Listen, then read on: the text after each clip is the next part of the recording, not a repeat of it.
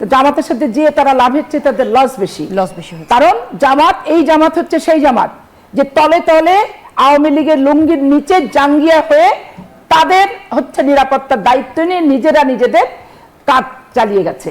তাদের মুখের যে অশ্রাব্য ভাষা, অঙ্গ প্রত্যঙ্গ নিয়ে যে গালিগালাজ, প্রধান উপদেষ্টা অফিসের এপিএস যার নাম হচ্ছে সাব্বির, তার বাড়ি হচ্ছে বালিয়াডাঙ্গায়, সে হচ্ছে একটা জামাত ইসলামের 14 গোষ্ঠী তার জামাত ইসলাম করে।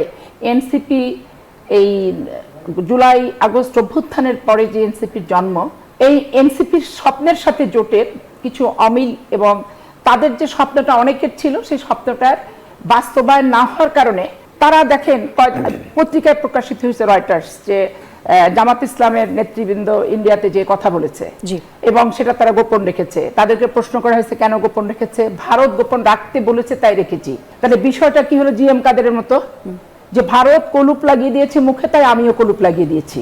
তাহলে আজকে এই ইয়াং ছেলেরা, এই তরুণ ছেলেরা জীবন হাতে নিয়ে বাজি রেখে নিরাপদ সড়ক থেকে শুরু করে জুলাই আগস্ট অভ্যুত্থানের সম্মুখ সারির যোদ্ধা যারা, তাদের ভিতরে তারা তো ভারতীয় আগ্রাসন চায় না।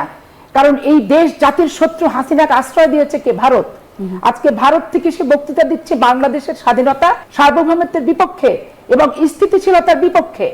স্বাভাবিক কারণে তাদের এই তরুণ মনে এবং তাদের এই ভরাক্রান্ত মনে হাদির মতো একটা ছেলেকে আমরা হারিয়েছি যে চারটিখানি কথার একটা মেধাবী, দেশপ্রেমিক, সৎ এবং একটা সার্বজনীন বাংলাদেশের স্বপ্ন যে ছেলেটা দেখতো। স্বাভাবিক কারণেই পদত্যাগের হিড়িক কেন আসবে না? আমার আইডিওলজি যদি বলি একটা, আইডিওলজির থেকে যদি আমি বিচ্যুত হয়ে যাই তাহলে সেখানে পদত্যাগের বিষয় আসবেই। আর যারা একবার দাঁতটা চিপে চাপে সংগঠন করতে পারবে তারা করবে। আর এখনো তো এটা সেইভাবে আদর্শিক দল সময় যেহেতু অল্প গড়ে উঠতে পারেনি। সময় একটা দল গড়তে কত বছর লাগে, সেখানে বয়সটাই বা তাদের কত। স্বাভাবিক কারণে তারা যেখানে মনে করছে বনিমারা জামাতের সাথে গেছে, জামাতের সাথে যে তারা লাভের চেয়ে তাদের লস বেশি। কারণ এই জামাত হচ্ছে সেই জামাত যে তলে তলে আওয়ামী লীগের লুঙ্গির নিচে জাঙ্গিয়া হয়ে তাদের হচ্ছে নিরাপত্তার দায়িত্ব নিয়ে নিজেরা নিজেদের কাজ চালিয়ে গেছে। এটা তো সেই জামাতই। তারপরে দেখেন তারা মনে করলো যে হচ্ছে তারা বিশ্ববিদ্যালয়ে জিতে বিশাল একটা কিছু করবে, কিন্তু এই ছেলেগুলো আলটিমেটলি কিন্তু বার্ডেন হয়ে গেছে। তাদের মুখের যে অশ্রাব্য ভাষা, অঙ্গ প্রত্যঙ্গ নিয়ে যে গালিগালাজ, শিক্ষক থেকে শুরু করে সবার প্রতি যে হুমকি করে। একটা শিক্ষক স্বৈরাচারের দোষর হলে সিন্ডিকেট আছে, ভিসি আছে, একাডেমিক কাউন্সিল আছে, শিক্ষা মন্ত্রণালয় আছে।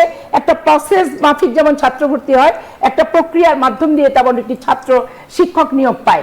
সেই নিয়োগ প্রক্রিয়ার ভিত্তিতেই যা পদ্ধতি আছে সেভাবে সে বের হবে। কিন্তু এইটা তো আমি তো রাজশাহী বিশ্ববিদ্যালয়ের তাপস হলে 2 বার ভিপি ছিলাম এবং আমার সময় তো ছাত্র সংগ্রাম পরিষদ, আওয়ামী লীগের সবাই ছিল।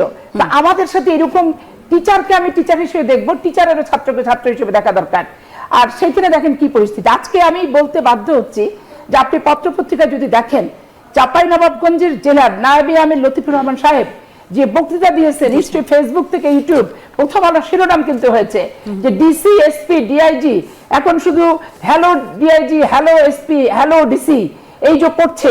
তাহলে এই নির্বাচনকে আপনি মনে করেন যে চাঁপাইনবাবগঞ্জে নিরপেক্ষ নির্বাচন হবে? এবং প্রধান উপদেষ্টা অফিসের এপিএস যার নাম হচ্ছে সাব্বির, তার বাড়ি হচ্ছে বালিয়াডাঙ্গায়, সে হচ্ছে একটা জামাত ইসলামের 14 গোষ্ঠী তার জামাত ইসলাম করে এবং তার বাড়ির সামনে এখনো একটা কম্বল পাওয়ার খবর পেয়ে আমি টকশোতে ঢুকছি এবং এর আগেও সে একটা জিনিসপত্র নিয়ে যে ওই টোটাল ইউনিয়নটাকে মানুষদেরকে দিয়ে টিয়ে ভোটের হচ্ছে লেনদেন করতেছে। তাহলে এই সরকারের নিরপেক্ষতার জন্য তার অফিসটা তো আগে নিরপেক্ষ করতে হবে।